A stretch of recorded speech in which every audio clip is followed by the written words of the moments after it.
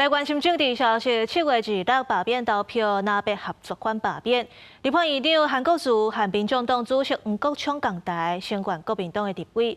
若国民团体发起护国大照警，林佑昌批评鲍坤基亲中媚台。投下不同意罢免。比骑车爱手势。 调集支持者爱出门投无同意罢免，立法院长韩国瑜甲民众党的主席黄国昌，找个做伙体面对罢免挑战的国民党立委罗志强来徛台。韩国瑜支持罗志强是全方位的立委，佮讲大罢免原来是咧神经，引发关注。大罢免若成功啊，台湾民主一场空。我又加了一句：一寸光阴呢，一寸金呢，罢免原来发神经了。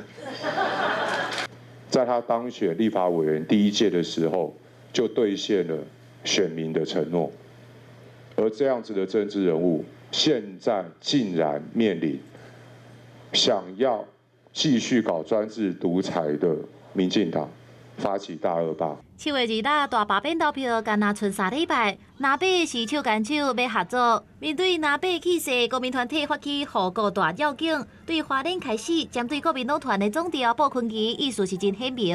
车队车5日透早出发，沿途有民众放炮欢迎。民进党的秘书长林佑昌直接讲，鲍坤基就是现代的吴三桂。傅昆萁其实最大的一个问题，也就是他亲中投共。 在做所有一切中共希望他做的事情，说中共想说的话，那危害到国家的一个安全。那王宏威在这里当立委，在立法院的表现啊，立一些毁宪乱政的法案，跟着傅昆萁，支持一些伤害台湾的法案。另外，民进党的立委王义川、议员林良君也和国民团体做伙去市场扫街。 化成民众爱罢免南委王宏维，朝野分别动员，罢免的气氛也请假真悬。公司新闻采访报道。